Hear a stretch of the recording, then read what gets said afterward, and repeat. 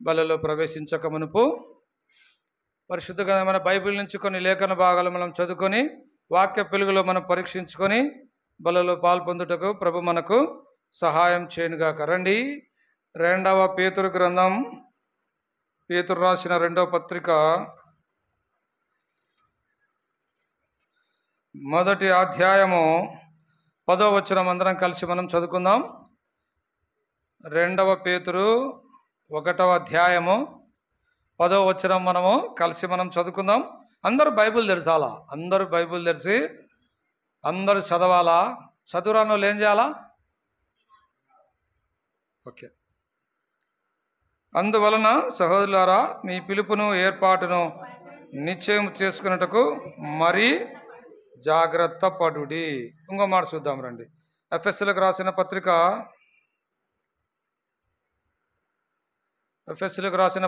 4వ అధ్యాయము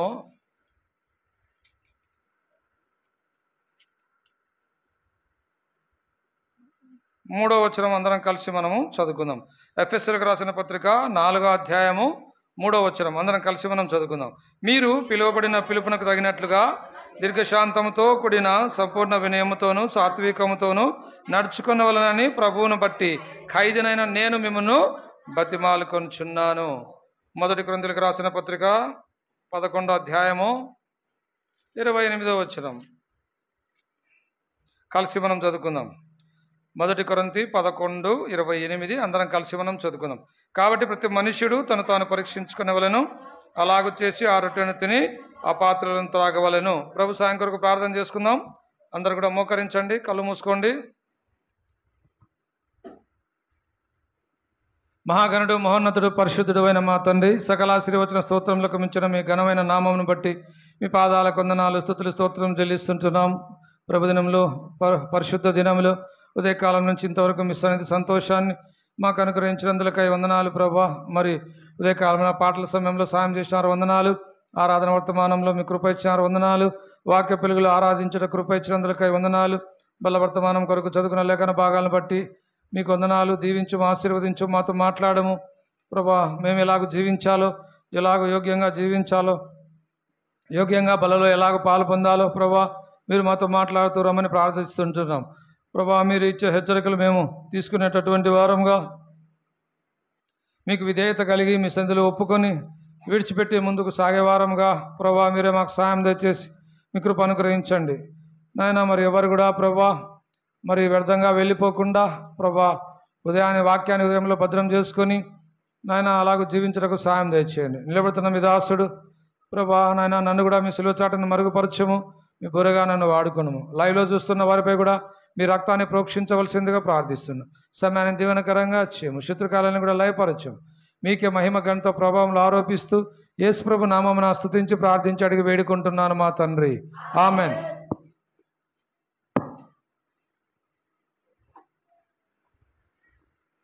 ఇంతవరకు ప్రభుని మనము స్తుతిస్తూ వచ్చినాం, ప్రభుని మనము ఆరాధన చేస్తూ వచ్చినాము. ఇప్పుడు ఆరాధనలో 2వ భాగమైనటువంటి బలలో పాలు పొందక మునుపు మనము పరీక్షించుకోవాలి, పరిశీలించుకోవాలి, సరి చేసుకోవాలి, సరిదిద్దుకోవాలి, మన అతిక్రమలు విడిచిపెట్టాలి, ముందుకు మనము సాగిపోవాలి. మానవులమైన మనమందరం కూడా బలహీనులం. ఏదో ఒక విషయంలో మనం తప్పిపోతూ ఉంటాం, ఏదో ఒక విషయంలో పడిపోతూ ఉంటాం. ఎన్నోసార్లు మన మాటలు, మన ప్రవర్తన, మన చూపులు, మన ఆలోచనలు వీటన్నిటిని బట్టి ప్రభువును మనం ఎన్నోసార్లు దుఃఖపెట్టి ఉంటాం. అంతేకాదు మన జీవిత యాత్రలో మనకున్నటువంటి కొరతను బట్టి, మనకున్నటువంటి వెలితిని బట్టి ముందుకు సాగలేక ఆగిపోయినటువంటి క్షణాలు ఎన్నో ఉంటా ఉన్నాయి. ఆగిపోయినటువంటి పరిస్థితులు మన జీవితంలో ఎన్నో ఉన్నాయి. అయితే దేవుడు తాను మనల్ని ఎంతగానో ప్రేమించినటువంటి వాడై తిరిగి మనం ప్రభు సన్నిధికి వచ్చి ప్రభు సన్నిధిలో ఒప్పుకొనుట, సరిదిద్దుకొనుట, సరిచేయబడుట అద్భుతమైనటువంటి కృప మన ప్రభు మనకు అనుగ్రహించినాడు. కనుక ఈ సమయంలో మనం వాక్యాన్ని విని ఈరోజు దేవుడు నాతో ఏం మాట్లాడుతూ ఉన్నాడు, నా జీవితంలో దేవుడు ఎలాంటి తప్పు చూపిస్తూ ఉన్నాడు అని మనం గ్రహించినటువంటి వారమై ఆ తప్పును మనము సరిదిద్దుకోవాలి. సరి చేసుకొని మన జీవితయాత్రలో ముందుకు సాగిపోయేటటువంటి అనుభవంలో మనం ఉండాలి. అతిక్రమములు మనం ఎంత మాత్రం కూడా దాచిపెట్టుకోనకుండా ప్రభు సన్నిధిలో మనం వాటిని ఒప్పుకోవాలి, వాటిని విడిచిపెట్టాలి. అలాగ మనము ముందుకు సాగిపోవాలి. చూడండి, మన జీవితంలో ఉదయకాలం నుంచి సాయంకాలం వరకు మనం ఎంతనో కష్టపడతా ఉన్నాం, పని చేస్తూ ఉన్నాం. అయితే నీ పని ద్వారా, నీ క్రియల ద్వారా దేవుడు నీ జీవితాన్ని అంగీకరిస్తూ ఉన్నాడా? దేవుడు నీ జీవితానికి ఇష్టపడతా ఉన్నాడా? దేవుని చిత్త ప్రకారం మనం జీవిస్తూ ఉన్నామా? దేవుని ఆజ్ఞానుసారంగా మనం జీవిస్తూ ఉన్నామా? దేవుని మాటకు మనం లోబడి జీవిస్తూ ఉన్నామా? మన జీవితం ఎలాగుంది? మన జీవితం దేవునికి ఇష్టపూర్వకంగా ఉందా? మన జీవితం దేవుడు అంగీకరించే విధంగా ఉందా? కనుక ఈ విషయాలన్నీ కూడా మనం పరీక్షించుకోవాలి. చూడండి, పరీక్ష ప్రతి ఒక్కరికి కూడా అవసరం. పరీక్షలు ఎందుకు రాస్తారు? పాస్ కావడానికి రాస్తారు. ఇంకా చెప్పండి, ఎందుకు ఎగ్జామ్స్ రాస్తారు? చదువుకున్న పిల్లలు ఉన్నారు కదా, చెప్పండి వాళ్ళు ఎందుకు ఎగ్జామ్స్?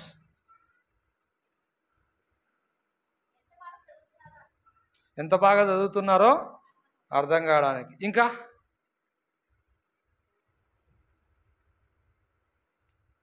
ఎందుకు ఎగ్జామ్స్ పెడతారు? ఎందుకు ఎగ్జామ్స్ రాస్తారు? ప్రశ్న అర్థమైంది కదా? ఎందుకు పరీక్ష పెడతారు? ఎందుకు ఎగ్జామ్ రాయాలి? ఇప్పుడు మార్కులు ఎక్కువ రావాలని? నో, కాదు. ఎందుకు ఎగ్జామ్స్ పెడతారు? అదేంది, ఎవరు రాయలేదా ఏంది?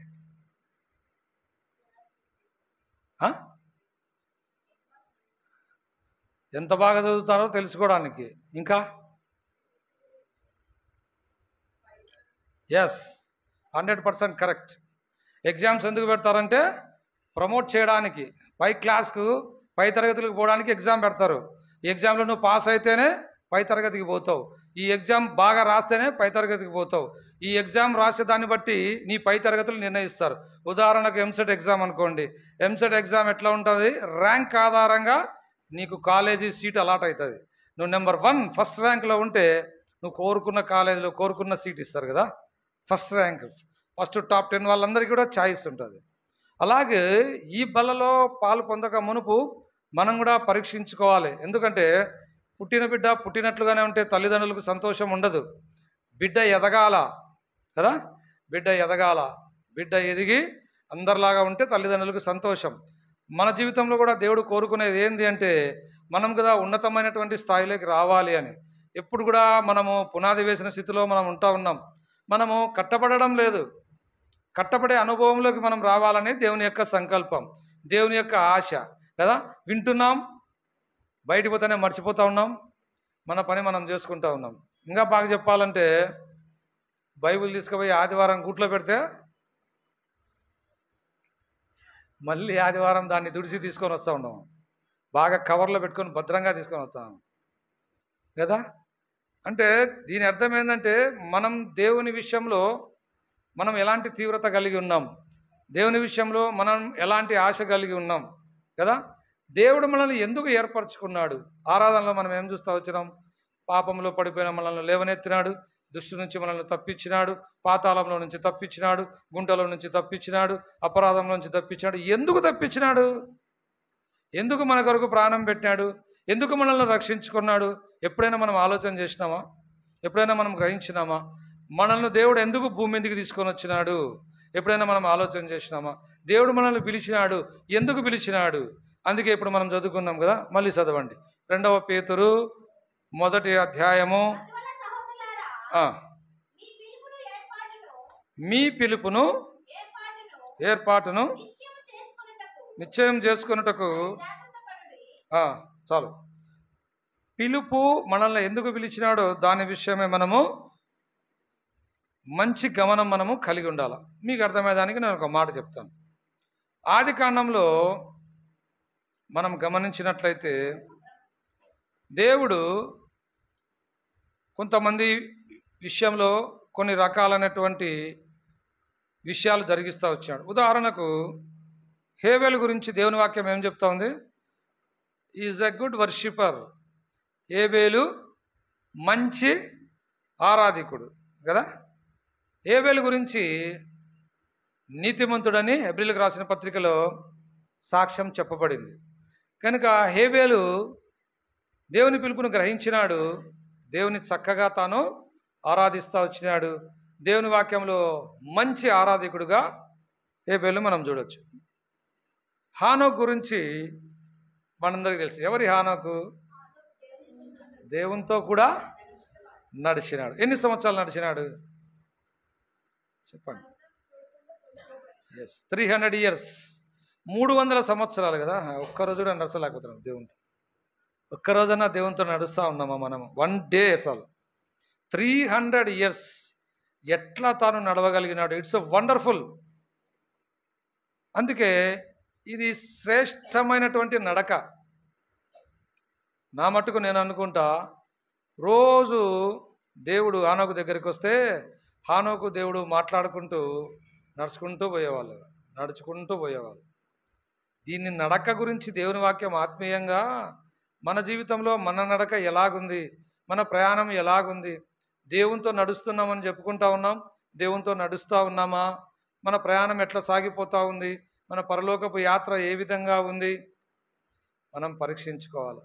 హానోకు శ్రేష్టమైనటువంటి నడక నడిచినాడు ప్రభు కొరకు. నీ నడక ఎలాగుంది, నా నడక ఎలాగుంది? బలలో పాలు పొందక మునుపు మనము పరీక్షించుకుంటాం. మూడవదిగా మనం చూస్తే నోవాహు ఇస్ అ గుడ్ వర్కర్ అనేది. గుడ్ వర్కర్, మంచి పనివాడు, శ్రేష్టమైనటువంటి పనివాడు. దేవుడు తనకు ఏ పని అప్పచెప్పినాడో ఆ పనిని తాను కరెక్ట్ టయానికి, కరెక్ట్ మెజర్మెంట్స్, దేవుడు కొలతలు ఇచ్చినాడు. మనం దేవుని వాక్యంలో చూస్తే ఓడ నిర్మించమంటా ఉన్నాడు, ఓడకు కొలతలు ఇచ్చినాడు. ఆ కొలత ప్రకారమే ఓడను నిర్మించాలని దేవుడు ఆజ్ఞ ఇచ్చినాడు. నోవహు దేవుడిచ్చినటువంటి కొలతలు ఎట్లా చెప్పినాడో అదే విధంగా ఓడను నిర్మించినాడు.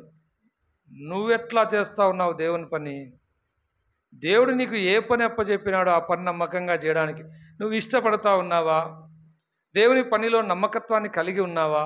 నోవహు వలె మంచి పనివాడిగా నీ జీవితంలో నువ్వు ఉండాలన్నదే దేవుని యొక్క సంకల్పం. నోవహు జీవితం మనం చూస్తే ఆదికాండంలో 6వ అధ్యాయంలో మనం చూస్తే ఆ తరము వారిలో నోవహు ఒక్కడే దేవుని దృష్టికి నీతిమంతుడిగా కనపడినాడు. అందుకే దేవుడు నోవహు కుటుంబాన్ని దేవుడు రక్షించినాడు. అయితే నోవహు కట్టే ఓడ ఎవరి కోసం చెప్పండి? ఎవరైతే దేవుని మాట వింటారో వారి కొరకు ఓడను సిద్ధం చేసినాడు కదా. చాలా పెద్ద ఓడ. ఇప్పుడు కూడా ఆ అరారత్ పర్వతం మీద ఆ ఓడ ఇప్పుడు కూడా ఉంది. సైంటిస్టులు కనుగొన్నారు, ఇది పక్కా 100% నిజం. ఇది ఆ ఓడ అద్భుతంగా నోవహు దేవుడిచ్చినటువంటి కొలతలు, దేవుడిచ్చినటువంటి ప్రమాణాలు ఉన్నది ఉన్నట్టుగా నోవహు తను నెరవేరుస్తూ వచ్చినాడు. ఒక సైడు ఓడ కడతా ఉన్నాడు, ఒక సైడు స్వార్థ ప్రకటిస్తూ ఉన్నాడు. ప్రజలందరూ గేలి చేస్తూ ఉన్నారు, నవ్వుతూ ఉన్నారు. అరే మామ ఓడలోకి రా మామ అంటే, ఓరా పిచ్చోడా బాగా చెప్పినావు.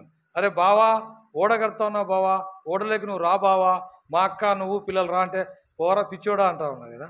బాబాయ్ ఎవ్వరు వినడం లేదు, సొంత బంధువులు కూడా వినడం లేదు, స్నేహితులు వినడం లేదు, ఎవ్వరు వినడం లేదు. అయితే దేవుడు తాను ఏమైతే చెప్పినాడో తాను ఖచ్చితంగా చేస్తూ వచ్చినాడు. దేవుడు నిన్నెందుకు పిలిచినాడు గ్రహించినావా?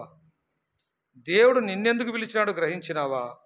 దేవుని కొరకు నువ్వు ఏ విధంగా ఉపయోగపడవలే గ్రహించినావా? కనుక మొట్టమొదటిగా మనం చూస్తూ వచ్చినాము, హేబేలు గుడ్ వర్షిపర్, మంచి ఆరాధికుడు, చక్కగా ప్రభుని ఆరాధన చేస్తూ వచ్చినాడు, నీతిమంతుడని దేవుడు సాక్ష్యం ఇస్తూ వచ్చినాడు. రెండోదిగా మనం చూస్తూ వచ్చినాము, హానోకు దేవునితో కూడా నడిచినాడు. నడుస్తూ అలాగూ దేవునితోనే కనబడకుండా వెళ్ళిపోయినాడు. అంటే 300 సంవత్సరాలు దేవునితో నడిచినాడు. నువ్వు ఎవరితో నడుస్తూ ఉన్నావు? నీ జీవితం ఎలాగుంది? మనం పరీక్షించుకోవాలి. మూడోదిగా మనం చూస్తూ వచ్చినాము, నోవహు ఈజ్ ఎ గుడ్ వర్కర్, మంచి పనివాడు, శ్రేష్టమైనటువంటి పనివాడు. దేవుడిచ్చినటువంటి కొలతలు, దేవుడిచ్చినటువంటి ప్రణాళిక ప్రకారము ఖచ్చితంగా ఓడను నిర్మించినటువంటి వాడు. నాలుగవదిగా మనం చూస్తే అబ్రహాం గురించి ఏం రాయబడిందంటే, శ్రేష్టమైనటువంటి విశ్వాసం కలిగినటువంటి వాడు.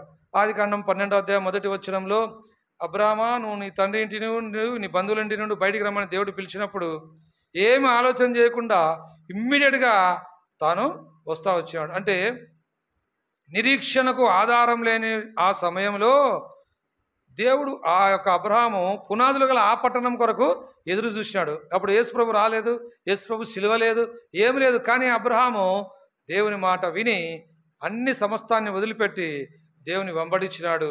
తద్వారా దేవుడు అబ్రహామును అత్యధికంగా ఆశీర్వదించాడు. బహుశా బైబిల్ గ్రంథంలో అలాంటి ఆశీర్వాదం ఎక్కడ కూడా మనకు కనబడదు. కనుక అబ్రహాము వలె శ్రేష్టమైనటువంటి విశ్వాసం నీ జీవితంలో, నా జీవితంలో మనము కలిగి ఉండాలి. చాలాసార్లు దేవుని మాట నమ్మం, చాలాసార్లు దేవుని మాట వినం, చాలాసార్లు దేవుని మీద ఆధారపడం, చాలాసార్లు దేవుని యందు మనము విశ్వాసం ఉంచలేనటువంటి స్థితి.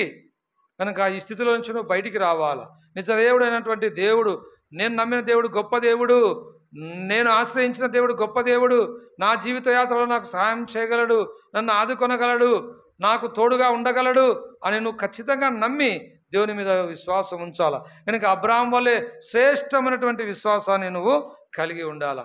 తర్వాత వ్యక్తి ఆదికాండంలో తర్వాత 5వ వ్యక్తి ఎవరంటే ఇస్సాకు గురించి దేవుని వాక్యం చెప్తా ఉంది.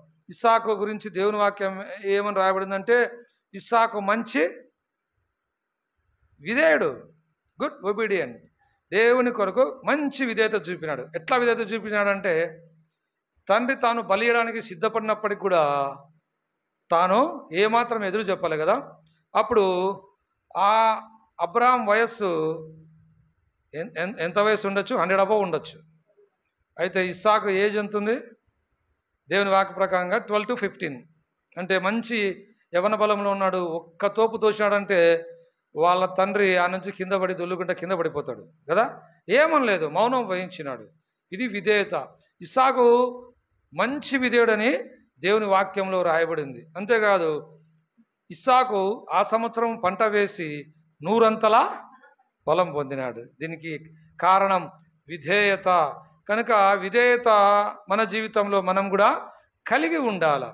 ఇస్సాకు వలె మంచి విధేయులంగా మనము కలిగి ఉండాలి. తర్వాత ఆదికాండంలో 6వ వ్యక్తి గురించి రాయబడింది, యాకోబు గురించి రాయబడింది. యాకోబు గురించి దేవుని వాక్యం చెప్పేది శ్రేష్టమైనటువంటి నిరీక్షణ కలిగినటువంటి వ్యక్తిగా మనము యాకోబుని చూడవచ్చు. యాకోబు ఆ యొక్క తండ్రి ఇంటి నుండి భయపడి అన్న తనను చంపుతాడేమో వెళ్ళే సందర్భంలో ఒక చోట నిలబడి ఒక చోట పడుకున్నప్పుడు అక్కడ దేవదూతలు ఎక్కుచూ దిగుచూ తాను చూస్తాడు, కలలో తాను గ్రహించగలుగుతాడు. దీని అర్థం ఏంటంటే, దేవదూతలను చూడగలిగినాడు, దేవుణ్ణి చూడగలిగినాడు, దేవునితో సంభాషించగలిగినాడు. అది శ్రేష్టమైనటువంటి నిరీక్షణ. మన జీవితంలో కూడా ప్రభువుని అంగీకరించిన మనము దేవుని చూసే వారంగా ఉండాలి, దేవునితో సంబంధం కలిగినటువంటి వారంగా ఉండాలి. పునాదులు గల ఆ పట్టణం కొరకు మనం ఎదురు చూసే వాళ్ళంగా మనం ఉండాలా. ఇది దేవుని యొక్క చిత్తం, దేవుని యొక్క సంకల్పం. చివరిగా యోసేపు గురించి దేవుని ఆదికాండంలో 50 అధ్యాయాలు కలిగిన ఈ 50 అధ్యాయాలలో ఈ 7 మంది అద్భుతమైన వ్యక్తుల గురించి రాయబడింది. యోసేపు గురించి మనం చూసినట్లయితే యోసేపు లైఫ్ ఎలాంటిది అంటే శ్రేష్టమైనటువంటి జీవితం కలిగినటువంటి వాడు యోసేపు అని దేవుని వాక్యం రాయబడింది. తన జీవితంలో ఆ యొక్క ఎన్ని పరిస్థితులు తనను కుంగదీస్తా వచ్చినప్పటికీ తాను దేవుని విడిచిపెట్టలేదు. దేవునితోనే ఉన్నాడు, దేవునితోనే సంబంధం కలిగి ఉన్నాడు. ఎన్నోసార్లు శరీరము తాను శోధిస్తా వచ్చినప్పటికీ శరీరాన్ని తాను జయించగలిగినాడు. యవనేచ్ఛల నుండి పారిపోయినాడు. మనం కూడా ఈ లోక ఆశల నుంచి మనం కూడా పారిపోవాలా. ఈ శరీరం ఒక దినాన లయమైపోయేటటువంటిది. ఈ శరీరం ఒక దినాన మట్టిలో కలిసిపోతుంది. శరీరాన్ని ప్రేమించి శరీర ఇచ్చలకు లోబడి శరీరాన్ని కోరికలు నెరవేర్చుకోవడానికి ఇష్టానుసారంగా జీవించి నష్టపరుచుకున్నటువంటి వారు దేవుని వాక్యంలో చాలామంది ఉన్నారు. అలాంటి జీవితం మనం కలిగి ఉండకూడదని దేవుడు మనల్ని హెచ్చరిస్తూ ఉన్నాడు, దేవుడు మనల్ని కోరుతా ఉన్నాడు. కనుక మధ్యాహ్న కాల సమయంలో ప్రభు సన్నిధికి వచ్చినటువంటి మనము పరీక్షించుకోవాలి, సరి చేసుకోవాలి, సరిదిద్దుకోవాలి. కనుక దేవుని వాక్యంలో రాయబడింది కళ్ళను గురించి. దేవుని వాక్యం ఏం చెప్తా ఉందంటే, కళ్ళు పాపానికి ఐ గేట్స్, కళ్ళు పాపానికి గేట్ల వంటివి.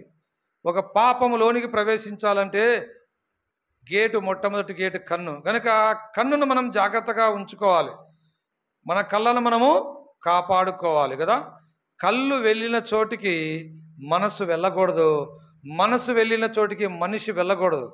మళ్ళీ చెప్తా వినండి జాగ్రత్తగా. కళ్ళు వెళ్ళిన చోటికి మనస్సు వెళ్ళకూడదు, మనస్సు వెళ్ళిన చోటికి కళ్ళు వెళ్ళకూడదు. ఈ కళ్ళు మనల్ని పాపానికి ఖచ్చితంగా గురి చేస్తాయి. కనుక మన కళ్ళను మనము అదుపులో పెట్టుకోవాలి కదా. చాలాసార్లు ఏమంటారంటే ఒకసారి ఒక సందర్భంలో యవనస్తుడు అడుగుతా ఉన్నాడు, ఏందన్నా మీరు చెప్పేది, కళ్ళుండేది చూడడానికే కదా, కళ్ళుండేది ఎందుకు, చూడడానికే, చూస్తే తప్పేంది? మీకు కూడా అందే ఎవరికైనా డౌట్? సరే, కళ్ళు ఉండేది చూడ్డానికే కానీ ఏది చూడాలో అది చూడాలా. ఇప్పుడు నోరు ఉంది కదా, ఏదైనా తింటామా? జీడిపప్పును ఎవరు సృష్టించినారు చెప్పండి? ఎవరు? దేవుడు సృష్టించినాడు కదా. జీడిపప్పు అంటే అందరికీ ఇష్టమే కదా. జీడిపప్పు ఇస్తే ఎవరైనా వద్దంటారా? నాకు తెలిసి ఎవరు వద్దన్నారు కదా, బాగా తింటారు. గన్నేరు పప్పు ఇస్తే ఏం చేస్తారు? మరి గన్నేరు పప్పును ఎవరు సృష్టించినారు? దేవుడే. మరి గన్నేరు పప్పు ఎందుకు తినవు? అది కూడా పప్పే కదా, ఎందుకు తినవు? అది తింటే చచ్చిపోతావు. ఇది నేను ఎందుకు చెప్తానంటే, ఏది చూడాలనో అదే చూడాలా, అన్నీ చూడకూడదు. దీని ద్వారా భయంకరమైనటువంటి నష్టం మన జీవితంలో మనము చూసేవారంగా ఉంటాం. కనుక కళ్ళను మనము చాలా జాగ్రత్తగా మనము పెట్టుకోవాలా. మన జీవితంలో చేరి వచ్చిన మనలో చాలామంది రక్షణ పొందకుండా, చాలామంది నామకార్థంగా కొంతమంది వస్తారు, కొంతమంది బాగా నటిస్తారు కానీ వాళ్ళు ప్రభువుకు హృదయం ఇవ్వరు. ఇంకా బాగా చెప్పాలంటే చాలామంది బాగా విన్నట్టు భలే యాక్షన్ చేస్తారు కానీ అంత తప్పు ఏమీ ఉండదు. అది అలాంటి జీవితం మనము కలిగి ఉండకూడదు. దేవుడు త్వరగా భూమి మీదకి రాబోతా ఉన్నాడు. నువ్వు మందిరానికి రావడం, మందిరంలో కూర్చోవడం, దేవుని వాక్యం వినడం, దేవుని చిత్తం, దేవుని చిత్త ప్రకారం దేవుని చిత్తంలో ఉన్న నీ జీవితాన్ని ప్రభువుకు అప్పచెప్పాలా. ఇష్టపూర్వకంగా ప్రభువుకు నువ్వు అప్పచెప్పుకోవాలా. ప్రభువుకు అప్పచెప్పుకొనకుండా పాప జీవితంలో నువ్వు కొనసాగుతూ ఉంటే నీ జీవితము ఎంతో నష్టం. కనుక ఒక దినాన భూమి ఆకాశములు మన విషయమై సాక్ష్యం ఇస్తాయి. ఇంతకుముందు నేను వచ్చినప్పుడు బలవర్తానం అని చెప్పే సందర్భంలో ఈ మాట చెప్పినాను. ఆకాశం భూమి మన గురించి సాక్ష్యం ఇస్తాయి. ఎట్లా సాక్ష్యం ఇస్తాయి? ఒక మాట చూద్దాం రండి. ద్వితీయోపదేశకాండము ఎట్లా సాక్ష్యం ఇస్తాయి? ద్వితీయోపదేశకాండం 4వ అధ్యాయం 26వ వచనం త్వరగా చదవండి.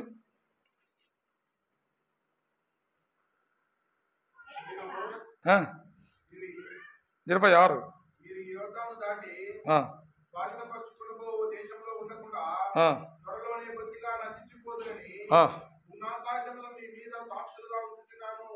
ఏముండే సాక్ష్యంగా చెప్పండి? భూమి ఆకాశము నీ మీద సాక్షిగా ఉంచాడు. నువ్వు ఎక్కడికి పోయినా ఆకాశము నీ వైపు చూస్తూనే ఉంటుంది కదా. అలాగ నువ్వు ఎక్కడున్నా కూడా భూమికి తెలియకోకుండా, ఆకాశానికి తెలియకోకుండా చేసే పాపం ప్రపంచంలో ఏది కూడా లేదు కదా. ఉందా? లేదు. మీకు అర్థమయ్యేదానికి నేను ఒక చిన్న వృత్తాంతం చెప్తా, దయచేసి జాగ్రత్తగా వినండి. రామయ్య, సోమయ్య అని ఇద్దరు అన్నదమ్ములు ఉన్నారు. రామయ్య, సోమయ్య. రామయ్య పెద్దవాడు, బాగా ఆస్తి సంపాదించినాడు, పిల్లలు లేరు. సోమయ్య పిల్లలు ఎక్కువ మంది ఉన్నారు. ఎంత కష్టపడినా తాను ఎదగలేకపోతా ఉన్నాడు, తాను డబ్బులు సంపాదించలేకపోతా ఉన్నాడు. ఒకరోజు సోమయ్య అనుకున్నాడు, మా అన్నను చంపేసినాను అనుకో, మా వదిన ఒక్కటే ఉంటుంది కదా, ఆమెను కూడా నా దగ్గర పెట్టేసుకొని ఆయన ఆస్తి అంతా నాలో కలుపుకుంటే బాగుంటుందని చెప్పి ఒకరోజు ప్లాన్ వేసినాడు మనవాడు.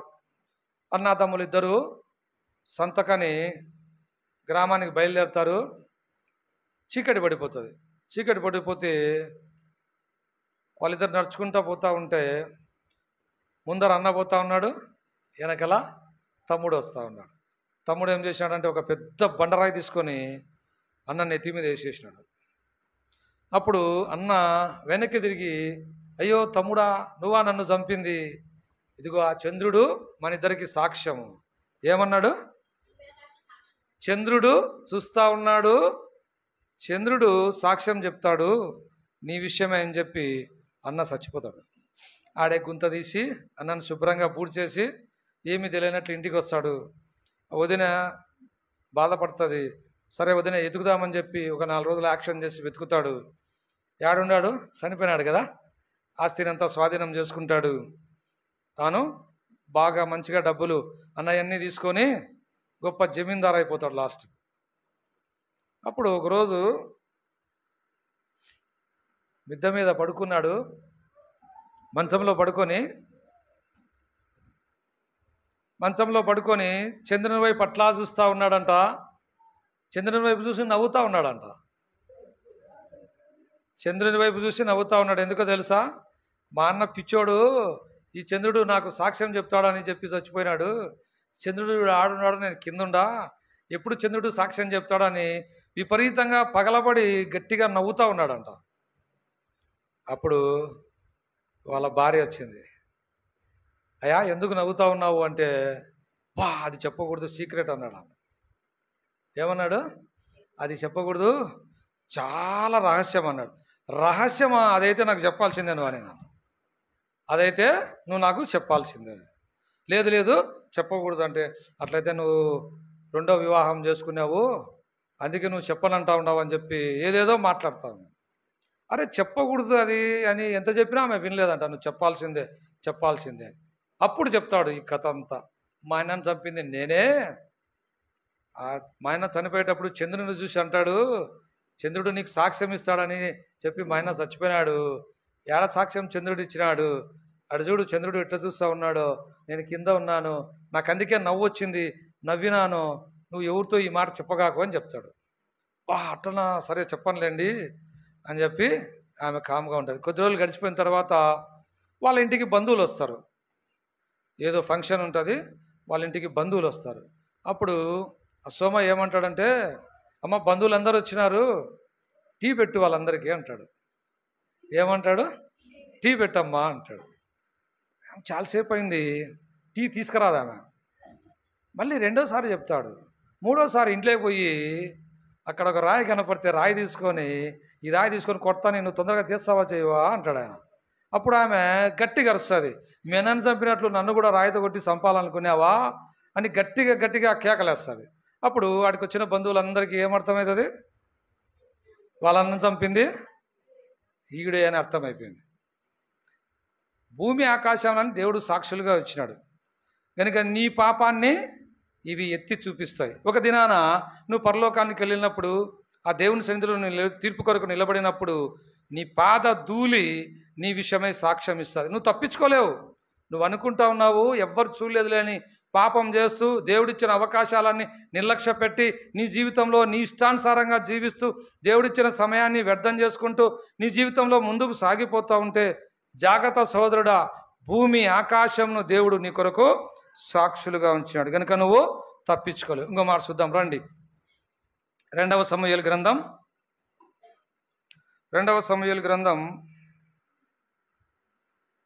1వ అధ్యాయము 14 చదవండి.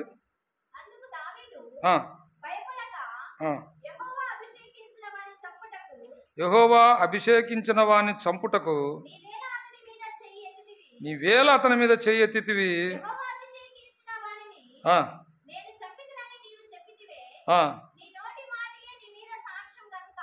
నీ నోటి మాటయే నీ మీద కనుక దేవుడు రెండోదిగా ఏం సాక్ష్యం నీ విషయమే చెప్తుందంటే, నీ నోటి మాటనే నీ విషయమై సాక్ష్యం చెప్తుంది.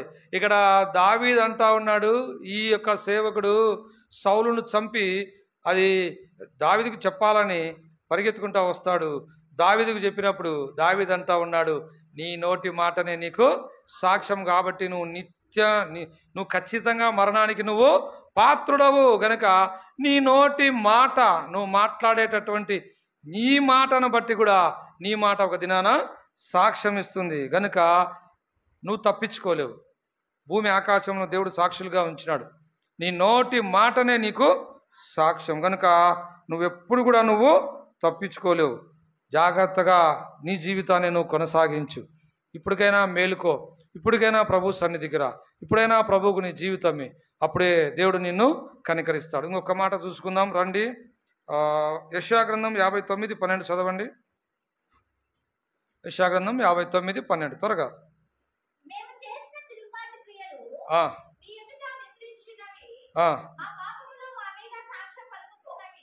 మా పాపములు మా మీద కనుక పాపము, నువ్వు ఏ పాపం అయితే చేసినావో ఆ పాపము నీ మీద సాక్ష్యం చెప్తా ఉంది. నువ్వు చేసిన పాపము నీ మీద సాక్ష్యం చెప్తా ఉంది. దేవుని వాక్యంలో ఒక మాట ఉంది, నీ పాపము నిన్ను పట్టుకుంటుంది, నువ్వు తప్పించుకోలేవు. మీకు అర్థమయ్యేదానికి నేను ఒక మాట చెప్తాను. ఒక యజమానురాలు తాను ఫారిన్ ట్రిప్కి వెళ్ళి ఒక మంచి అలారం వాచ్ కొనుక్కొని తీసుకొని వచ్చి ఇంట్లో పెట్టింది. వాళ్ళ ఇంట్లో 15 సంవత్సరాల నుంచి పనిచేసే ఒక పని మనిషి ఉంది. ఆమె అలారం వాచ్ చూసింది. దీన్ని ఎట్లనే నేను తీసుకోవాలనుకుంది, దీన్ని ఎట్లనే నేను దొంగలించాలనుకుంది కదా. ప్రతిరోజు ఆ యజమానురాలు 8:30 గంటలకు అలారం పెట్టుకునేది. 8:30 గంటలకు అలారం పెట్టుకుని ఆ అలారం మోగిన వెంటనే తను డ్యూటీకి వెళ్ళిపోయేది. అలాగూ ఒకరోజు ఏమైపోయిందంటే ఆ యజమానురాలు లేచేటప్పటికి అలారం వాచి లేదు. ఆ పని చేసే ఆమె కుట్టేసింది. అంతా వెతుకుతూ ఉంది, ఎక్కడ కూడా కనపడలేదు, ఏడ కూడా కనపడలేదు. ఎందుకు కనపడలేదు? ఆ పనిచేసే ఆమె వాచిని చెప్పండి దొంగలించేసింది. అయితే టైం 8:30 అయిన వెంటనే ఏమైంది? అలారము మోగింది. అది ఆమె దగ్గరే ఉంది. ఆ అలారం మోగుటను బట్టి ఆ దొంగతనం చేసింది ఈమెనని గుర్తించగలిగింది. ఇలాగే ఒక దినాన నువ్వు చేసిన పాపము నీ విషయమై సాక్ష్యం ఇస్తుంది. నువ్వు ఎంత మాత్రం కూడా నువ్వు తప్పించుకోలేవు. కనుక నీ పాపం నిన్ను పట్టించక మునిపే, నీ పాపము నిన్ను అప్పగించక మునిపే ప్రభు సన్నిధికి రా. ప్రభు నిన్ను ప్రేమిస్తూ ఉన్నాడు, ప్రభు నిన్ను పిలుస్తూ ఉన్నాడు, ప్రభు నీకు తరుణం ఇస్తూ ఉన్నాడు. అన్ని తరుణాలు నువ్వు పోగొట్టుకోవద్దు. ఒక్క మాట చూద్దాం రండి. యాకోబు 5:3 త్వరగా చదవండి. యాకోబు రాసిన పత్రిక 5వ అధ్యాయం 3వ వచనం త్వరగా.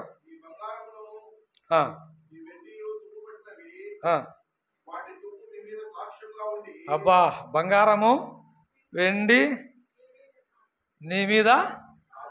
నేను లాస్ట్ వీక్ బలవర్తమానం చెప్పేటప్పుడు ఈ మాట చెప్పిన కదా. నీ చేతికుండే బంగారము, నీ మెడలో ఉండేటటువంటి బంగారము, నువ్వు వేసుకున్న నీ కాళ్ళ పట్టీలు కూడా ఒక దినాన నీ విషయమై సాక్ష్యం చెప్తాయి. నువ్వు చేసిన పాపము, రహస్యంగా చేసిన పాపము బహిరంగంగా ఎత్తి చూపుతాయి. అందరూ చూస్తూ ఉండగా లైవ్లో దేవుడు టెలికాస్ట్ చేస్తాడు. నువ్వు తప్పించుకోలేవు. నిన్ను రక్షించే మార్గం వేరేది లేనేలేదు. ఇప్పుడైనా ప్రభు చెంతకురా, ఇప్పుడైనా ప్రభువుని అంగీకరించు. ప్రభువా, నేను ఘోర పాపిని, ప్రభు నన్ను క్షమించు, నీ రక్తంతో కడుగు, పవిత్రపరచు. దేవుని ఆలయానికి వచ్చిన నీవు ప్రభువుని అంగీకరించి ప్రభుని హృదయంలో చేర్చుకొని పాప క్షమాపణ పొంది ఇక్కడ నుండి వెళ్తే నువ్వు ఆశీర్వదింపబడతావు. ప్రభువుని అంగీకరించిన నీ జీవితంలో దేవుని పిలుపుకు తగినట్లుగా నువ్వు నడవాలి. దేవుని పిలుపుకు తగినట్లుగా నీ జీవితం ఉండాలా. కనుక మొదటగా దేవుడు మనల్ని ఎందుకు పిలిచినాడో మనము గ్రహించే వారంగా మనం ఉండాలి. దేవుడు మనల్ని ఎందుకు పిలిచినాడు కొన్ని మాటలు చూద్దాం రండి. 1 కొరింథీయులకు రాసిన పత్రిక ఎందుకు దేవుడు మనల్ని పిలిచినాడు కొన్ని మాటలు చూద్దాం రండి. 1 కొరింథీయులకు రాసిన పత్రిక 1వ అధ్యాయము 9వ వచనం చదవండి.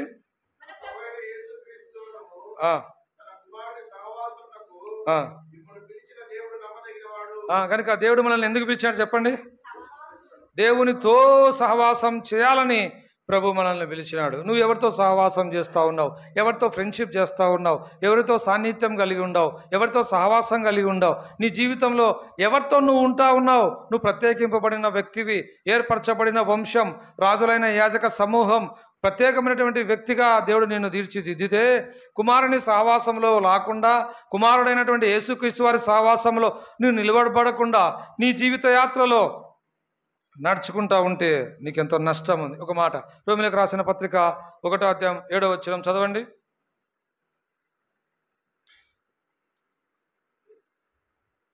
చదవండి. రోమీయులకు రాసిన పత్రిక 1.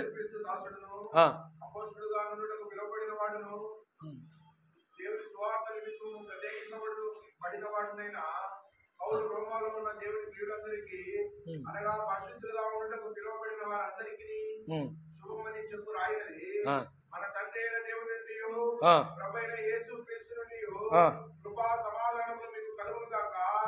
దేవుడు తన కుమారుడును మన ప్రభువైన యేసుక్రీస్తు విషయమైన ఆ సువార్తను పరిశుద్ధ లేఖనముల యందు తన ప్రవక్తల ద్వారా ముందు వాగ్దానం చేసెను. యేసుక్రీస్తు శరీరమును బట్టి దావీదు సంతానముగాను మృతులలో నుండి పునరుత్థానుడైనందున పరిశుద్ధమైన ఆత్మను బట్టి దేవుని కుమారుడుగాను ప్రభావంతో నిరూపింపబడెను. ఈయన నామము నిమిత్తము సమస్త జనులు విశ్వాసమునకు విధేయులగునట్లు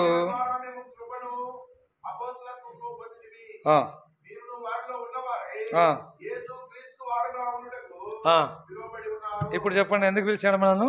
యేసుక్రీస్తు వారుగా ఉండుటకు దేవుడు మనల్ని పిలిచినాడు కనుక, పాపంలో శాపంలో ఉన్న మనలను ప్రభువు పిలిచినాడు కనుక. దేవుని వాక్యంలో ఒక మాట రాయబడింది, మోసపోకుడి, దుష్ట సాంగత్యము మంచి నడవడికను చెరుపుతుంది. కనుక దుష్టులతో మనం సాంగత్యం చేయకూడదు.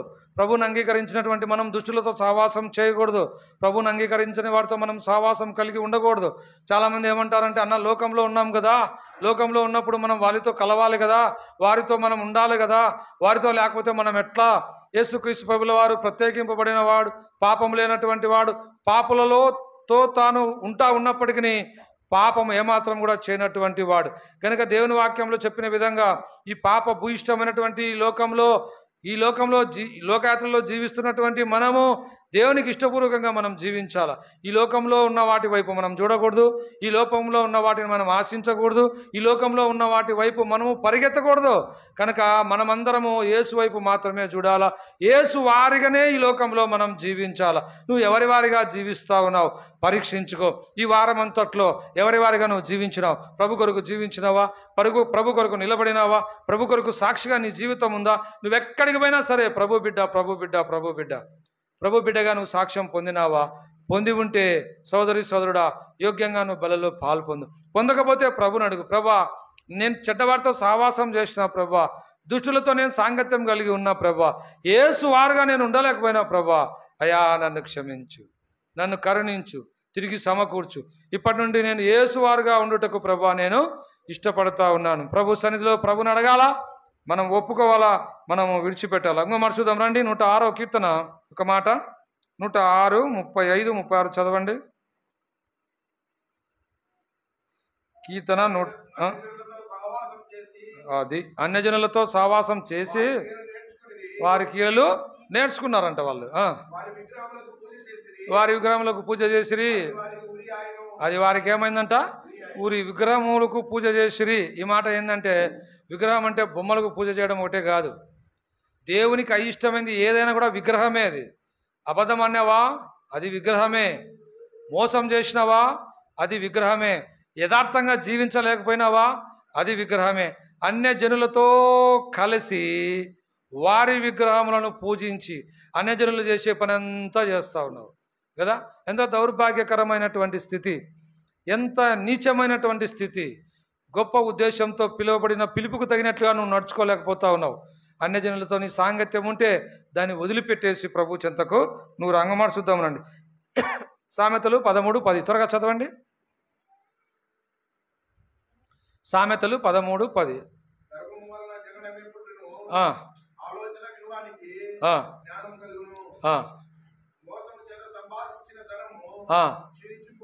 క్షీణించిపోవును.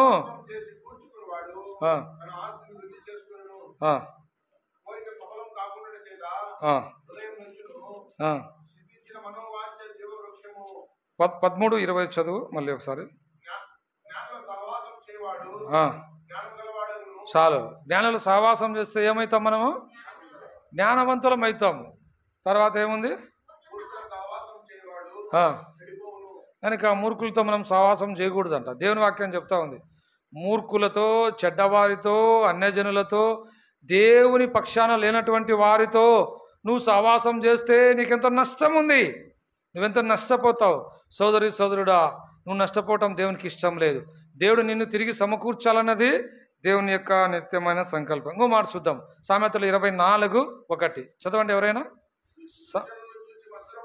దుష్టులను చూసి మత్సరపడకము. అది దుష్టుల సహవాసం మనము ఎప్పుడు కూడా కోరకూడదు, దుష్టులతో సాంగత్యం చేయకూడదు, దుష్టులతో మనము ఏ విధంగా వారి విషయాలలో మనం పాలు పొందకూడదు కదా. ఈ లోకయాత్రలో మనం చూస్తూ ఉంటాం, ఏంది అందరూ పోతా ఉన్నారు నువ్వెందుకు రావు, అందరు చేస్తూ ఉన్నారు నువ్వెందుకు చేయవు. జాగ్రత్త, ప్రతి దానికి నువ్వు లెక్క చెప్పాలా. అందరూ చూస్తూ ఉంటే నేను చూసినా, అందరూ తింటా ఉంటే నేను తిన్నా, అందరూ పోతా ఉంటే నేను పోతా ఉన్నా, అందరూ చేస్తూ ఉంటే నేను చేస్తా ఉన్నా అని చెప్పడానికి నువ్వు వీల్లేదు. నీ పిలుపు గొప్పది, నీ యాత్ర గొప్పది. దేవుడు ఇశ్రాయేలు ప్రజలను ఐగుప్తుల నుండి బయటికి తీసుకొని వచ్చినాడు కదా. ఐగుప్తు లోకానికి సాదృశ్యం. నిన్ను నన్ను కూడా లోకంలో నుండి దేవుడు బయటికి తీసుకొని వచ్చినాడు. తర్వాత వారిని ఐగుప్తు నుండి బయటికి తీసుకొని వచ్చినప్పుడు వారి జీవితంలో ఎన్నో సంఘటనలు ఎదురైనాయి కదా. ఎర్ర సముద్రం ఎదురైంది. దాని తర్వాత చాలా చాలా వాళ్ళ జీవితాలు వాళ్ళు ఎదుర్కొంటూ వచ్చాడు. అయితే దేవుడు వాటన్నిటిలోంచి వారిని కాపాడుతూ వారు కోరుకున్న రేవుకు వారిని నడిపించను అని దేవుని వాక్యం చెప్తా ఉంది. వారు కోరుకున్న స్థలానికి దేవుడు వారిని నడిపించినాడు. వారి యాత్ర ఐగుప్తు నుంచి కనాను వరకు వారి యాత్ర. ఐగుప్తు నుంచి కనాను పోయే ఈ యాత్రలో దేవుడు వాళ్ళను అద్భుతంగా కాపాడుతూ వచ్చినాడు. అలాగూ మన పరలోక యాత్ర ఎప్పటి నుంచి ప్రారంభమవుతుందో చెప్తారా?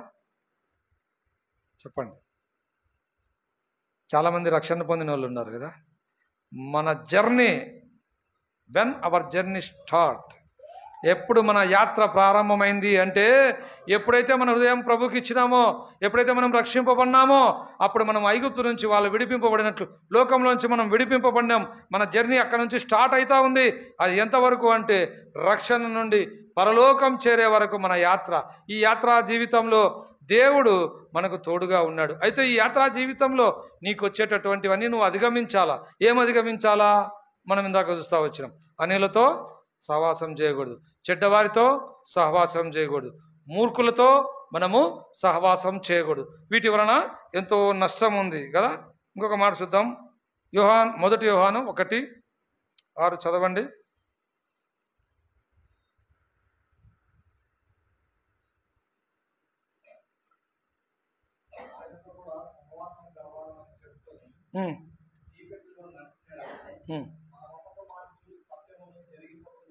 ఇక్కడ మనం చూస్తే ఆయనతో మనము ఏం కలిగి ఉండాలంట? సహవాసము కలిగి ఉండాలి. ఇంకో చోట రాయబడింది, ఆయన వెలుగులో నడిచి ఉన్న ప్రకారము మనమును వెలుగులో నడిచి ఉన్నడలా అన్యోన్య సహవాసం గలవారమై ఉందము. కనుక మన సహవాసము ఎవరితో ఉండాలా? దేవుని బిడ్డలతో ఉండాలి. మన సహవాసం దేవుని ప్రజలతో ఉండాలి. మన సహవాసం దేవుని మందిరంతో ఉండాలి. మన సహవాసం దేవునితో ఉండాలా. అంతేగాని అన్యజనులతో మూర్ఖులతో చెడ్డవారితో మన సాంగత్యం ఉంటే మనం ఎంతో నష్టపోతాం. ఇంకొక మాట చూద్దాం రండి. రోమీయులకు రాసిన పత్రిక 1వ అధ్యాయము 2వ వచనం ఎవరైనా చదవండి.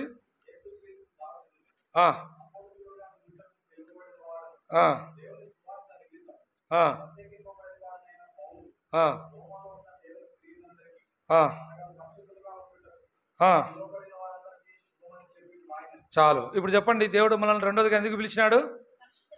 పరిశుద్ధులుగా ఉండుటకు ప్రభు మనల్ని పిలిచినాడు. ప్రపంచంలో ఎన్నో గ్రంథాలు ఉన్నాయి. ఏ గ్రంథానికి ఆ పేరు లేదు. ఏంది ఆ పేరు? పరిశుద్ధ. నేను ఇంతకుముందు కూడా వచ్చినప్పుడు కూడా చెప్పిన, ఇది పరిశుద్ధ గ్రంథం. ఈ గ్రంథాన్ని కలిగి ఉన్న మనం ఎలా ఉండాలా? పరిశుద్ధమైనటువంటి జీవితం మనం కలిగి ఉండాలి. ఎందుకు పరిశుద్ధత అవసరం చెప్తారా? ఎందుకు పరిశుద్ధత అవసరం? ప్రపంచంలో ఎన్ని మతాలు ఉన్నాయి, ఎవ్వరు కూడా పరిశుద్ధతకు అంత ప్రాధాన్యత ఇవ్వరు. ఒక్క బైబిల్ గ్రంథమే పరిశుద్ధతను గురించి ఎక్కువగా మాట్లాడుతుంది. పరిశుద్ధంగా ఉండాలి అని చెప్తుంది. ఎందుకు పరిశుద్ధంగా ఉండాలి చెప్పండి? దేవుని వాక్యంలో ఏముంది? ఎస్, నేను పరిశుద్ధుడైనాను గనుక మీరు కూడా. దేవుడు, మనం నమ్మిన దేవుడు పరిశుద్ధుడు కనుక మనం కూడా ఎట్లా ఉండాలంట? ఇంకో మాట ఉంది, పరిశుద్ధత లేకుండా ఎవ్వరు ప్రభువును చూడలేరు. కనుక ప్రభువును చూడాలన్నా, ప్రభుతో ఉండాలన్నా మనము పరిశుద్ధత కలిగినటువంటి జీవితం మనం ఈ లోకయాత్రలో కలిగి ఉండాలి. పరిశుద్ధత లేకపోతే నువ్వు విడవబడతావు. కనుక పరిశుద్ధతను మనము ఎంతవరకు అంతవరకు మనము కాపాడుకోవాలి. పవిత్రంగా జీవించాలి. మన చూపు పవిత్రంగా ఉండాలి, మన హృదయం పవిత్రంగా ఉండాలి, మన శరీరం పవిత్రంగా ఉండాలి, మన ఆలోచనలు పవిత్రంగా ఉండాలి, మన జీవితం పవిత్రంగా ఉండాలి, మన జీవిత విధానం పవిత్రంగా ఉండాలి. మనం ఇతరులకు మాదిరికరమైనటువంటి జీవితాన్ని మనం జీవించేటటువంటి వారంగా ఉండాలి. నిన్ను పరిశుద్ధుడైనటువంటి దేవుడు పరిశుద్ధమైన పిలుపుతో నిన్ను పిలిస్తే పిలుపుని అందుకున్నావు. పరిశుద్ధత లేకుండా ఈ లోకంలో జీవిస్తూ ఉన్నావు. అపవిత్రమైనటువంటి జీవితం నువ్వు జీవిస్తూ ఉంటే నీకెంతో నష్టం ఉంది కదా. విమానము చూసినారు అందరూ? ఇట్లా చూడండి, విమానం చూసినారా అందరూ? చూసినారా? విమానము ఎక్కడ ప్రయాణం చేస్తుంది? ఆకాశంలో. ఇంకా చెప్పండి. గాలిలో. గాలి అని చెప్పిన వాళ్ళకు 100 మార్కులు కదా. గాలిలో విమానం ప్రయాణం చేస్తుంది. విమానము గాలిలో ఉన్నంత వరకు సేఫ్. జాగ్రత్తగా వినండి నేను చెప్పేది. అయితే ఈ ఆకాశంలో గాలిలో ప్రయాణిస్తున్న ఈ విమానంలోకి గాలి దూరిందనుకోండి, ఏమైంది? ఫ్లైట్ కూలిపోతుంది కదా. మన జీవిత యాత్రలో ఈ లోకము, ఈ పాప భూయిష్టమైన లోకంలో మనం జీవిస్తూ ఉన్నప్పటికీ మనం లోకంలో ఉన్నాము, కానీ లోకం మనలో ఉండకూడదు. ఎప్పుడైతే లోకం మనలో ప్రవేశిస్తుందో, ఎప్పుడైతే లోకానికి మనం చోటిస్తామో మన పతనం ప్రారంభమవుతుంది. జాగ్రత్త సోదరుడా, ప్రారంభం అద్భుతం. రక్షింపబడిన దినాల్లో మంట మన్నుతా ఉంది. ప్రభు కొరకు నేను ఇలాగ జీవించాలా, ప్రభు సేవ చేయాలా, ప్రభు కొరకు బ్రతకాలా, నా బ్రతుకు ప్రభు కొరకే, ఈ లోకంలో ఏది నాకొద్దు. మంచి తీర్మానం చేసుకున్నావు. దినాలు గడిచే కొద్ది తీర్మానంలో నిలబడలేకపోతా ఉన్నావు, చల్లారిపోతా ఉన్నావు, చల్లబడిపోతా ఉన్నావు, నిరుత్సాహపడిపోతా ఉన్నావు. వారలాగున్నారు కదా, నేనెందుకు ఉండకూడదు? ఆయన అంత బాగా పాటలు పాడతాడు, ఆయనే చేస్తాడు, నేనెందుకు చేయకూడదు? ఆయన వాక్యం బాగా చెప్తాడు, నేనెందుకు ఉండకూడదు? వేరే వారిని చూసి మోసపోతున్నావా? వేరే వారిని చూసి పడిపోతా ఉన్నావా? ఇంకా కొంతమంది జీవితాల్లో నేను పరిచర్యకి వెళ్ళిన స్థలాల్లో నేను చూసింది, అరే ఈ బ్రదర్ ఇంత బాగా పనిచేస్తూ ఉన్నాడు, ఇంత గొప్పగా ఆరాధన చేస్తాడు, ఎందుకు ఆ బ్రదర్ రావడం లేదు? పద ఆ బ్రదర్ ఇంటికి ఆడిపోదాం. పరిచర్య అయిపోయిన తర్వాత బ్రదర్ ఇంటి దగ్గర పోదాం. ఎందుకు రాలి ఆ బ్రదర్, మనం పోయి మాట్లాడదాం. పరిచర్య అయిపోయిన తర్వాత ఆ బ్రదర్ ఇంటికి ఆడిపోతే బ్రదర్ నన్ను ఖర్చుకొని విపరీతంగా ఏడుస్తూ ఉన్నాడు. గొప్ప ధనవంతుడు, కోట్ల ఆస్తి సంపాదించినాడు, చాలా పెద్ద గృహం, ఇల్లుంది. ఏడుస్తూ ఉన్నాడు ఖర్చుకొని నన్ను. అరే బ్రదర్ ఏడవద్దండి, ఏం జరిగింది? ఎందుకు మందిరానికి దూరం అయినారు? ఏముంది ప్రకాష్ బ్రదర్, అన్నీ కోల్పోయినాను. నా కొడుకు చనిపోయినాడు. ఎందుకో తెలుసా? వేరే అమ్మాయిని ప్రేమించినాడంట, ఆ అమ్మాయి వద్దుపోనిందంట, మనవాడు చచ్చిపోయినాడు. ఇది పరిస్థితి. కుమిలిపోతా ఉన్నాడు, ఒక్క కొడుకే. ఏం చేయాలి దీన్ని? అప్పుడు నేను మాట్లాడుతూ వచ్చిన, బ్రదర్ ఇది నీ జీవితంలో దేవుడు అనుమతించినాడంటే ఒక గొప్ప ఉద్దేశం ఉంది. నీ కుమారుని ఇచ్చింది ఎవరు? దేవుడే. తీసుకునింది ఎవరు? దేవుడే. మనం ప్రశ్నించలేం, మనం అడగలేం కదా. చాలాసార్లు నా వ్యక్తిగత జీవితంలో నేను రక్షణ తీర్మానంలో రాకముందు భయంకరంగా నేను ఏడ్చేవాడిని. ఎందుకు ప్రభా, ప్రపంచంలో ఇంతమంది ఉంటే మా అమ్మను ఒకదాన్ని నువ్వు ఎందుకు తీసుకున్నావు? మేము ఇప్పుడే చిన్నపిల్లలు, నేను ఇంటర్మీడియట్ చదువుతున్నాను, పాప 8వ తరగతి, నా తమ్ముడు 6వ తరగతి. ఏడుస్తూ వచ్చినా నేను, అరే మా అమ్మ ఇంత బాగా మందిరానికి పోతుంది, ఇంత బాగా సువార్త చేస్తుంది, ఇంత బాగా ఆరాధన చేస్తుంది, ఇంత బాగా పరిచర్య చేస్తుంది, ఎందుకు ప్రభు మా జీవితంలో ఈ పరిస్థితి? మా అమ్మను పూడ్చిపెట్టేసినారు, అందరు వెళ్ళిపోయినారు కదా. కూర్చున్న ముగ్గురం ఏడుస్తూ ఉన్నాం. ఏంది మన పరిస్థితి? ఎట్లా చేయాలి, ఎట్లా బ్రతకాలి, ఎట్లా ముందుకు పోవాలి? అయితే దేవుడు విడిచిపెట్టాడా? ఎప్పుడు విడిచిపెట్టాడు. దేవుడు ప్రార్థన అంగీకరించే దేవుడు, ప్రార్థనకు జవాబిచ్చే దేవుడు. చాలాసార్లు మనమే కృంగిపోతాం. ప్రభు మహిమార్థమే చెప్తా ఉన్నాం, మేము ముగ్గురం కూడా దేవుడు అద్భుతంగా పరిచర్యలో వాడుకుంటూ ఉన్నాడు. ఇది దేవుని యొక్క కృప. ఒకవేళ నేను చాలా సందర్భాల్లో ఈ లోకంలో మన గురించి ఆలోచన చేసేవారు అమ్మ లేదు, ఇంకా మనం చనిపోతే బాగుండు, చాలాసార్లు ప్రయత్నం కూడా చేసిన నేను చచ్చిపోవాలని. అయితే దేవుడు మన ఎడల గొప్ప ఉద్దేశం కలిగి ఉన్నాడు. ప్రజల ఎదుట సాక్షిగా దేవుడు నన్ను నిలబెట్టడానికి దేవుడు నన్ను రక్షించుకున్నాడు కదా. నేనైతే ఎప్పుడు కూడా పిరికొల్లాగా మాట్లాడుతున్నా. ఇక ఏంది, ఎవరు మనతో మాట్లాడరు, ఎవరు మన ఇంటికి రారు, అమ్మ లేదు, మన బ్రతికింతే, మన జీవితం ఇంతే, అన్నీ చేసుకోవాలి, స్కూల్కి పోవాలి, అన్నీ చేసుకోవాలి, ఇది ఇట్లా ఎన్ని రోజులు మనం బతకాలి, ఏంది బతుకు? చాలా బాధపడేవాడిని. చాలాసార్లు చచ్చిపోవడానికి ప్రయత్నం కూడా చేసినటువంటి వ్యక్తి.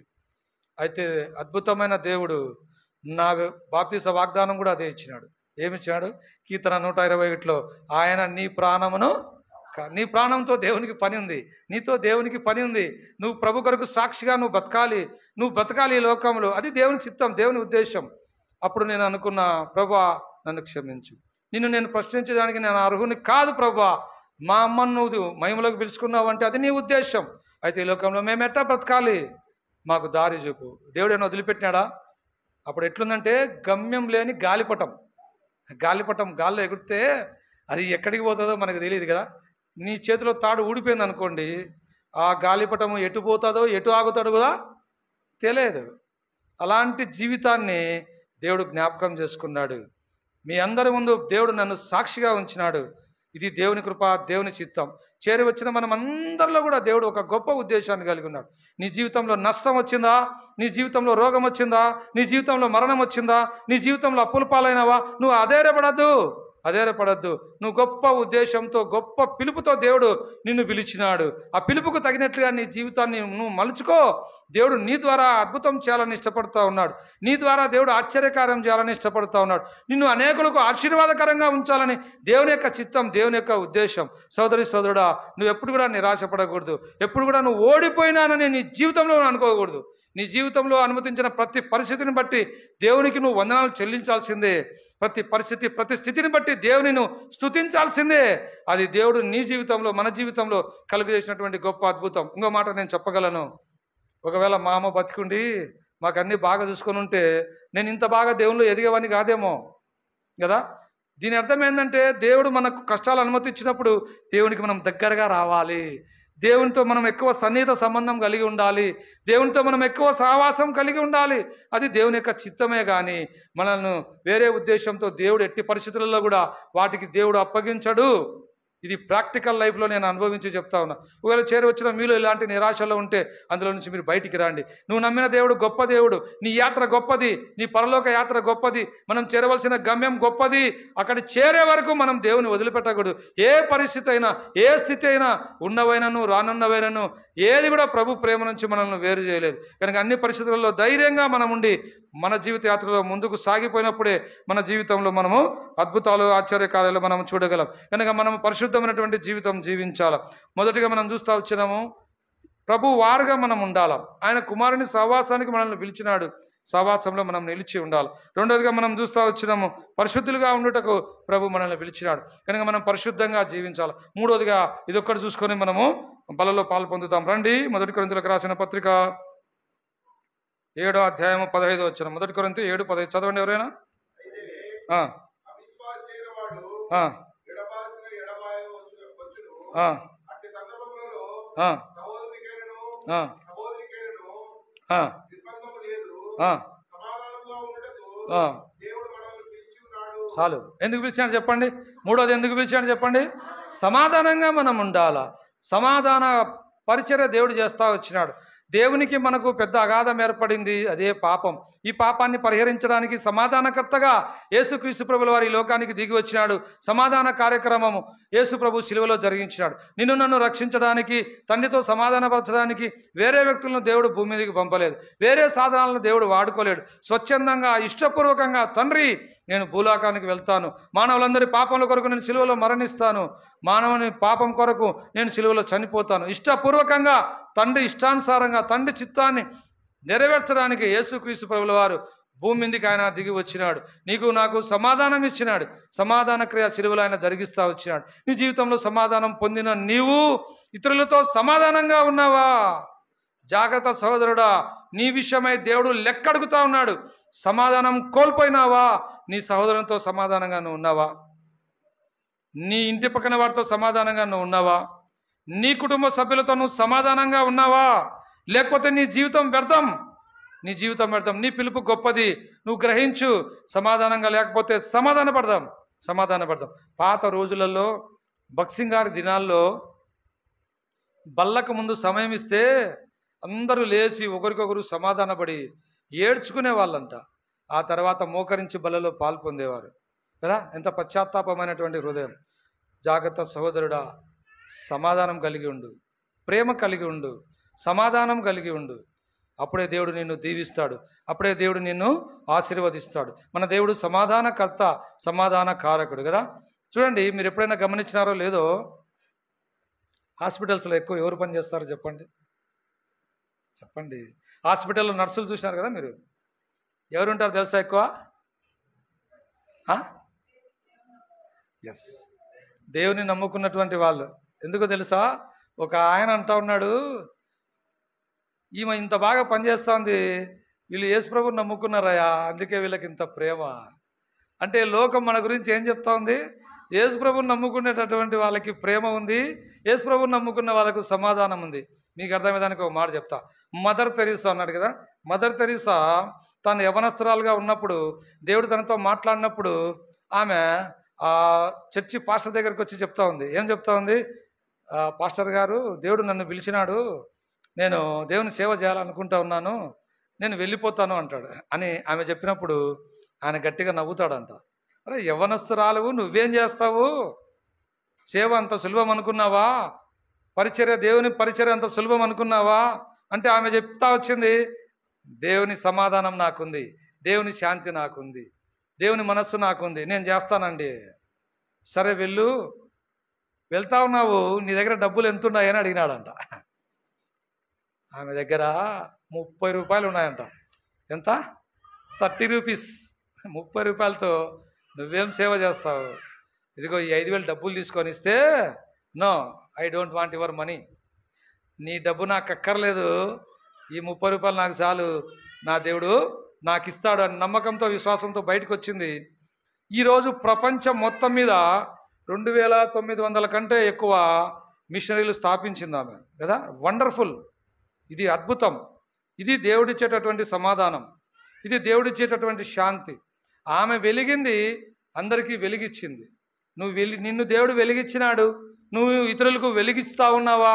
ఇతరులను వెలిగింపజేస్తూ ఉన్నావా? సోదరి సోదరుడా, అలాంటి జీవితం లేకపోతే ప్రభుని అడుగుదాం. ప్రభు తప్పకుండా మనల్ని క్షమిస్తాడు, కరుణిస్తాడు, తిరిగి సమకూరుస్తాడు. ఇది ఒక్కటి చెప్పి ముగిస్తా. ఒకటి అని చెప్పుకుంటా పోతా ఉన్నా కదా, ఇదే లాస్ట్. చూడండి, 1 పేతురు, ఇదొక్కటి చెప్పి నేను ముగిస్తాను. చూడండి, 1 పేతురు 2వ అధ్యాయం 20వ వచనం, త్వరగా చదవండి. మీరు సహించిన ఎడల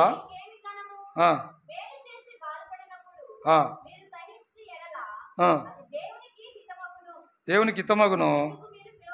అబ్బా, ఇది భలే కష్టం కదా. ఎందుకు పిలిచినాడు దేవుడు మనల్ని చెప్పండి? క్షమించండి, మేలు చేసి కీడు అనుభవించడానికి దేవుడు మనల్ని పిలిచినాడు కదా. నువ్వేమో మేలు చేయాలా, కీడు అనుభవించాలా, అందుకు దేవుడు మనల్ని పిలిచినాడు. ఇది ఎంత కష్టం కదా. ఈజీనా? చాలా కష్టం, చాలా కష్టం.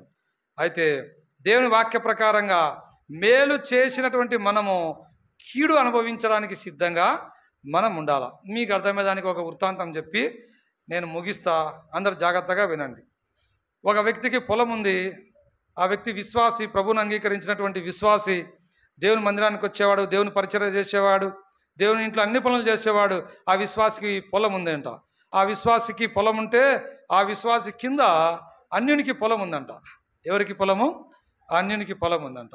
ప్రతిరోజు ఈ విశ్వాసి అయినటువంటి వ్యక్తి 4 గంటలకి లేచి తన పొలానికి నీళ్లు పట్టేవాడంట. నీళ్లు పట్టి ఆయన వచ్చి పడుకుంటానే ఆ నీళ్ళన్నీ ఈ కింద పొలంలో ఉన్న ఈ అన్యజనుడు తన పొలంలోకి వదులుకుంటా ఉన్నాడంట. తెల్లవారేసరికి ఇతని దగ్గర నీళ్లు ఉంటాయి, అతని దగ్గర నీళ్లు ఉండేవి కాదంట. చాలా బాధపడినాడంట. తను అనుకున్నాడు, ఇప్పుడు నేను సేవకునికి పోయి చెప్పినాను అనుకో, సేవకుడు ప్రార్థన చేస్తాంలే అన్నా అంటాడు. మన సేవకులు అదే కదా చెప్పేది, ఏం జరిగినా కూడా ప్రార్థన చేస్తామన్నా అంటాడు.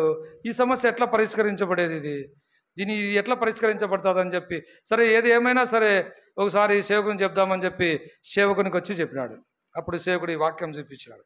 ఏం చూపించినాడు? మేలు చేసి కీడు అనుభవించడానికి దేవుడు నిన్ను పిలిచినాడు కనుక నువ్వు ఈరోజు ఏం చేస్తావు తెలుసా? తెల్లవారుజామున లేచి ఫస్ట్ అతని పొలానికి నీళ్లు పెట్టు, అతని పొలానికి నీళ్లు పెట్టు, తర్వాత నీ పొలానికి నీళ్లు పెట్టుకో. పల్లె కోపం వస్తుంది కదా ఈ మాట చెప్తే. అరే ఏంది నేను ఎట్లా చెప్తా ఉన్నాడే అని చేయలే మనవాడు. 3 రోజుల వరకు చేయకపోతే లోపల కలవరం ఏర్పడింది. ఎందుకంటే ప్రభు హృదయం ఇచ్చినాడు కదా, ప్రభు సేవ చేస్తూ ఉన్నాడు కదా. సరే వెళ్ళినాడు, ఉదయమే లేచి ముందు అతని పొలానికి పట్టినాడు, తర్వాత ఇతని పొలానికి పట్టుకున్నాడు.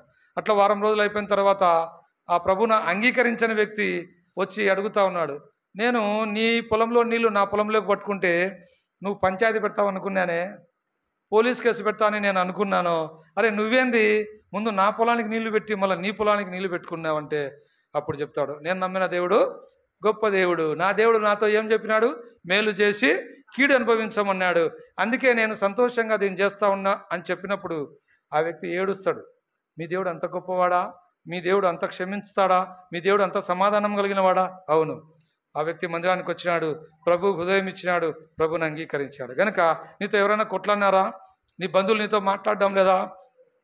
ఇంటికి పిలిచి నాటుకోడి కోసి పెట్టు వాళ్ళకి.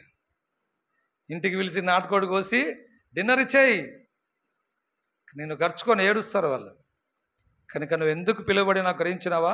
మేలు చేసి కీడు అనుభవించుటకు ప్రభు నిన్ను పిలిచాడు. కనుక మధ్యాహ్న కాల సమయంలో ప్రభు సన్నిధికి మనం వద్దాం. ప్రభు సన్నిధిలో మనం అడుగుదాం, ప్రభా కుమారుని సహవాసానికి నన్ను పిలిచినావు, ఆ సహవాసంలో లేకపోయినా ప్రభా నన్ను క్షమించు. పరిశుద్ధులుగా ఉండుటకు నన్ను పిలిచినావు, ఎన్నోసార్లు పాపంలో పడిపోయినా ప్రభా నన్ను క్షమించు. ప్రభా సమాధానంగా ఉండుటకు నన్ను పిలిచినావు, సమాధానంగా లేని ప్రభా నన్ను క్షమించు. మేలు చేసి కీడు అనుభవించమని నువ్వు చెప్పినావు, అసలు మేలు చేయలేకపోతా ఉన్నా ప్రభా నన్ను క్షమించు అని మనం పరీక్షించుకొని యోగ్యమైన విధానంలో బలలో పాల్పొందుటకు ప్రభు మనకు సహాయం చేయనుగాక. అందరూ కూడా మోకరించండి, ప్రభు సన్నిధిలో క్షమాపణ అడుగుదాం. కళ్ళు మూసుకోండి.